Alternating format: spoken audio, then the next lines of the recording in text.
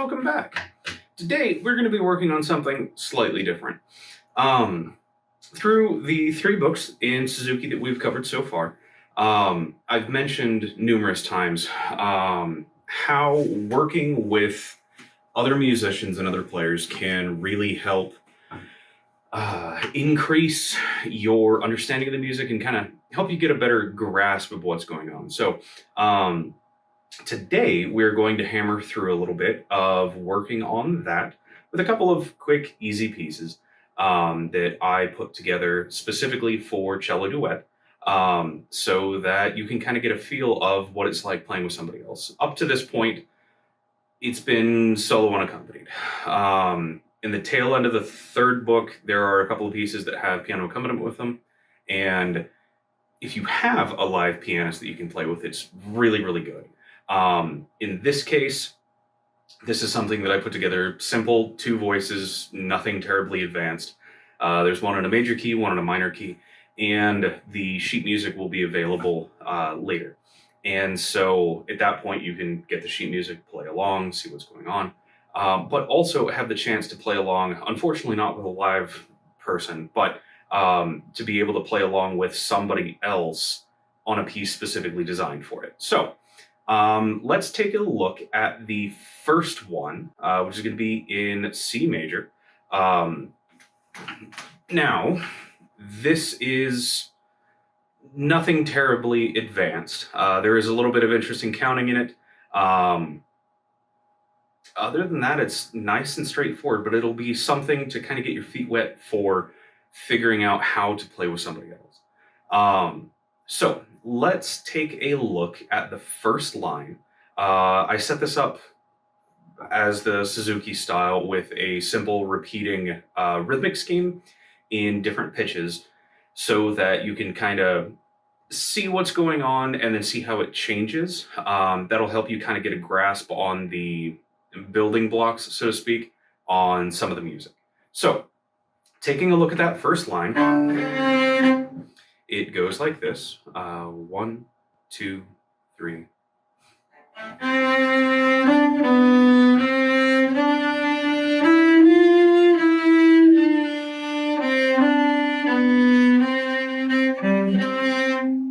Nice, simple, straightforward, stays very solidly in the key of C. And then the ending phrase, or the phrase that we ended on, I guess I should say, squarely outlines the key of C with the C, and then it's 5th G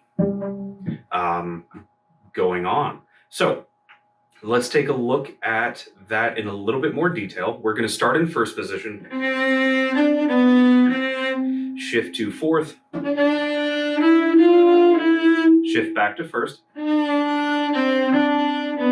still in 1st. So go ahead and join me on this one, and then we can go from there. So 1, 2, 3.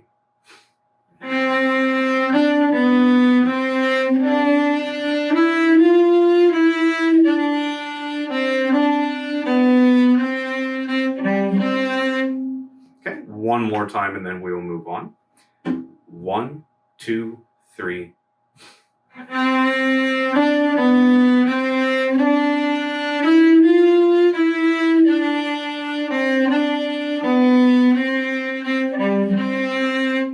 Okay, moving on to the next line. Keep in mind, it might be handy, especially if you're reading off of well, this isn't really a score, but reading off of a score like this, you're going to take the first line in that system where it says violoncello 1, violoncello 2. If you were playing the first line, you will only play the top, and then you will move down to the next system, the next 2-bar or 2-row chunk, and then only play the top line. So playing measure 5, just the top line to the ending bar, sounds like this.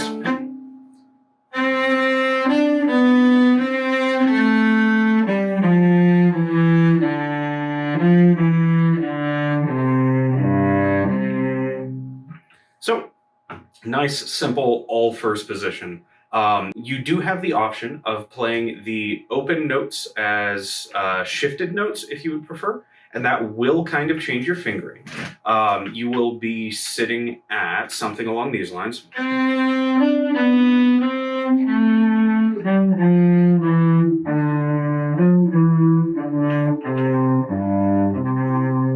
And that will allow you to do vibrato, have a lot more control over the individual tonality. But as long as everything's set up and you're scored away, it really shouldn't be that big of a deal.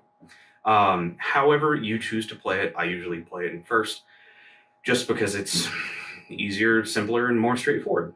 So go ahead and join me. We'll play through that 2 times, and then we'll get into the interesting bit. So 1, 2, 3.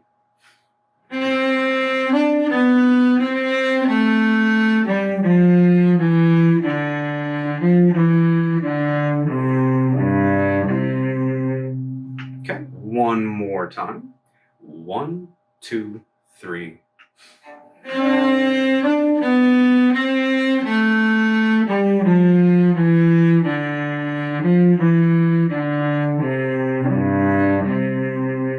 Okay, so putting that all together, it's going to sound like this. Go ahead and, well, we'll listen to it first and then we'll have you join me. Starting from the beginning, playing to the ending bar. First line sounds like this. 1, 2, 3.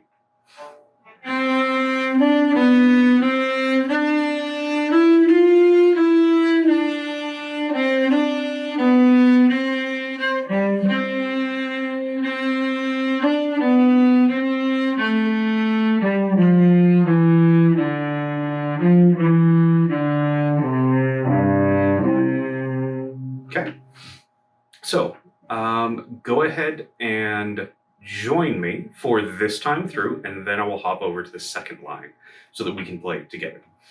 1, 2, 3.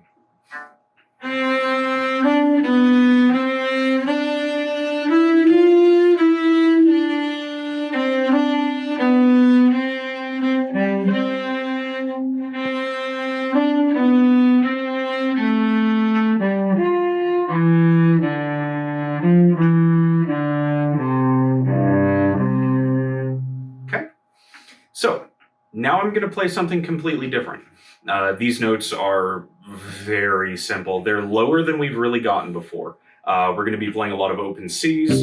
I think that shows up 1, 2, 3, 4, 5 times. Generally, if you do happen to dabble in writing music, you want your lead or your main melodic line to be up a fair bit, to be the main thing that you're hearing, and then you want your accompaniment or that kind of stuff to all be below it. There are some composers who specialize in running stuff with the melody kind of in the center and then stuff over and underneath it, but that's a bit of an advanced practice. So let's go ahead and start at the beginning. I will play the accompaniment, and then you play the main line over the top. So 1, 2, 3.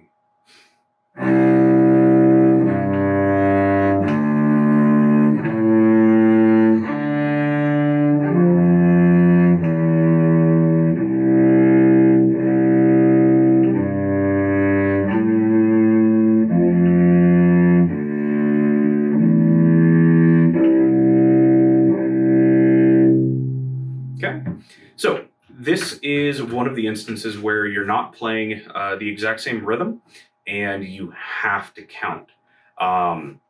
So with how this is set up, you've got basically 2 of your beats against 1 of my notes. So it would be against the, and then the against my, against. So you can see how it lines up on the sheet music. Just keep in mind, it helps to count the 8th notes when you are running this, just so that you can keep that internal ticker in your head going. When I'm running this kind of a thing, I'm 1, 2, 3, 1, 1, 2, 1, 2, 1, 2, 3, 1, 1, 2, 1, 2. So that kind of a deal. Like I'm counting the actual 8th notes in my head. So let's go ahead and run that one more time. and then we can move on to the second one. This is just going to be a nice, short, easy lesson today. Nothing terribly involved, but I just wanted to kind of give you all a heads up on some of the stuff that you can do, especially if you are interested in composition yourself. Very nice, very easy, very simple lessons on that, but it really does kind of it opens a lot of room for interpretation. I haven't put in dynamic markings. I haven't put in crescendos, decrescendos, anything along those lines, because this piece is specifically designed for you to work on developing not only your own style, but being able to mess with things. Um, you can put in crescendos wherever you want. You can start piano, you can start pianissimo, and then you can swell over one measure and decrescendo over the next. You can work with terrace dynamics where you start at, say, piano, and then the next one would be mezzo forte, or piano, mezzo piano, mezzo forte, forte, fortissimo, however you want to mess with it. I would highly, highly recommend playing around with this, especially with a backing track that you can play over the top of, to just kind of get a feel for what's possible within the music, and give yourself some room to play around. A lot of the pieces, especially in the fourth book that we're going to be going into, have a lot of this detailed out, for these, for what the composer was specifically looking for. This is closer to,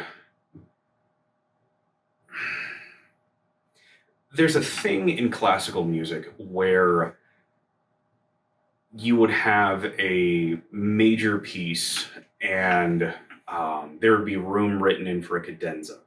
And the cadenza is where the soloist can basically cut loose and do whatever they want. Some pieces have very, very famous cadenzas written for them. Some of them have multiple cadenzas. The original practice was a setup to where the orchestra or whoever was playing accompaniment would play the same thing, and not necessarily the same thing over and over, depending on the length of the cadenza, obviously, but it would allow people to, I guess, freestyle solo over the top of it to do whatever they wanted. Some of the cadenzas stay in the specific style of what the piece was written for. Some of them wildly depart.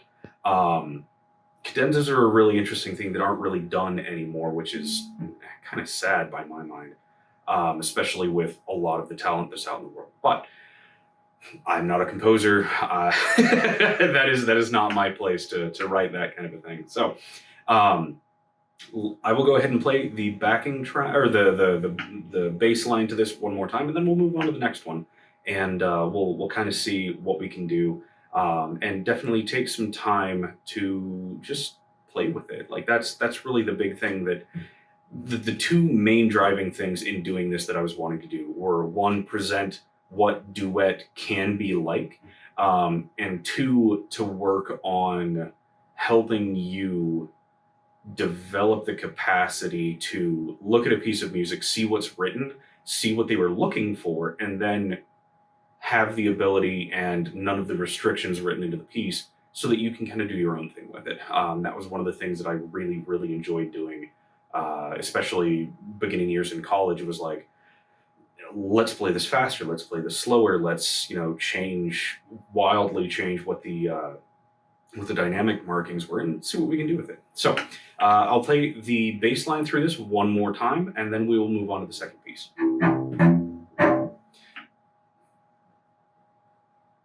1, 2, 3.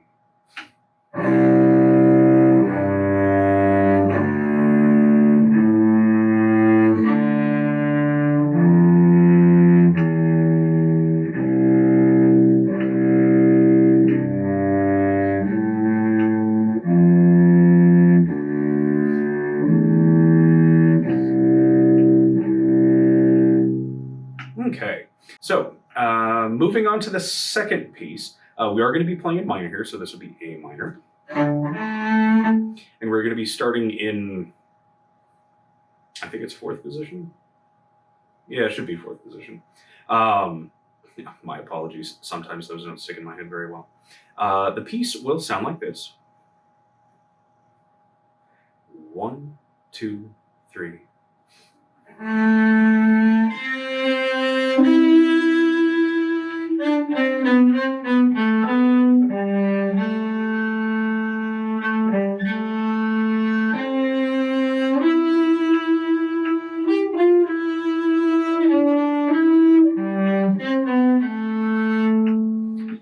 So definitely very minor feel to it.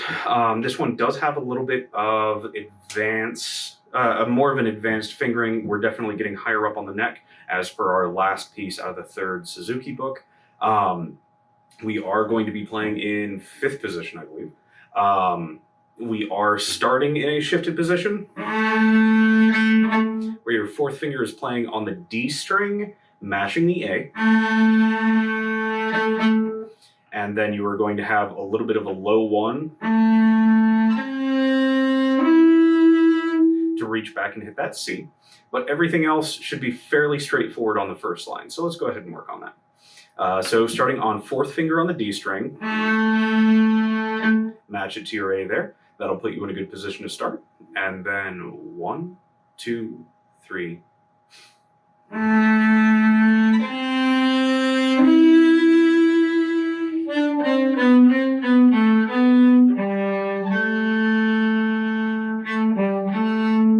Okay, let's go ahead and do that one more time. 1, 2, 3.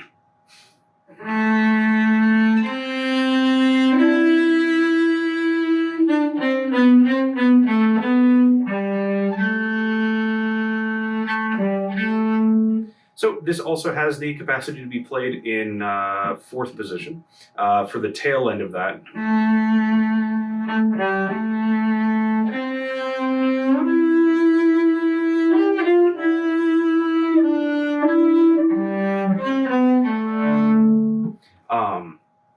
it just depends on what fingering you want to play with. The shifted position is a little bit more advanced. Vibrato is very, very handy there. You have a lot more control over the exact center of where that pitch is. Let's go ahead and take a look at the second line. Pick up on the last measure, and then all of the second line. So we'll be starting with the. We'll be starting with the.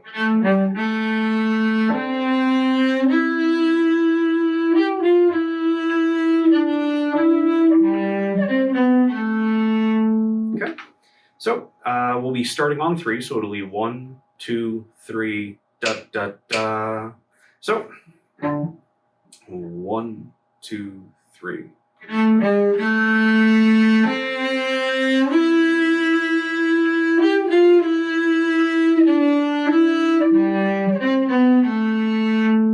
One more time through there.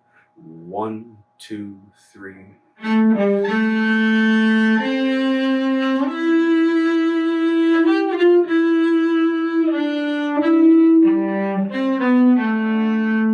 Okay, let's go ahead and tie all of that together real quick. 1, 2, 3.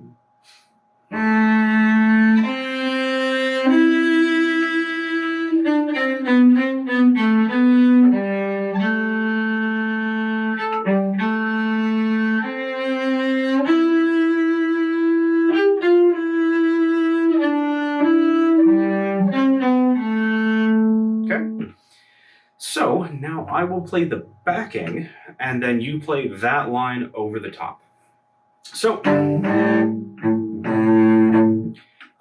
yeah, let's go ahead and take that for a spin. 1, 2, 3.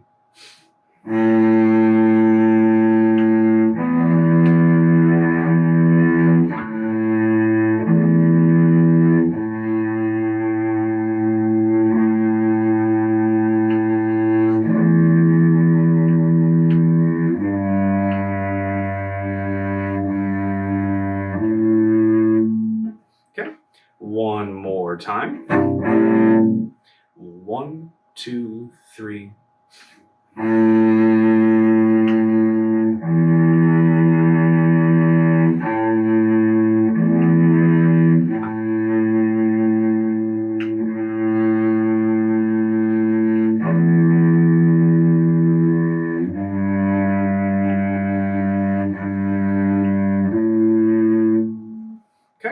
so this one has a little bit more, we're playing farther up on the neck, it's a little bit more advanced. It's definitely minor key tonality, lots of fun. The ability to flip-flop between major and minor is not terribly hard. Both of these are in C.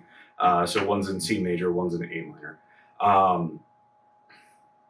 Yeah, it's definitely something to play with. And now that you have a backing track and the sheet music is available, being able to work on that and being able to play with it is definitely a huge thing. So take your time, play with it. I would highly recommend messing around with this a lot. Just because it'll help you kind of figure out how to do things. It'll give you the ability to play over things and get some of that duet kind of feeling to it. It'll help just put more tools in your musical toolbox. So highly recommended. So thank you for joining me this week. I definitely appreciate it. This is a lot simpler and a lot smaller than the things that we have been covering, but occasionally breaks from some of the harder stuff are very appreciated. So y'all take care, have fun practicing, and I will catch you all next time.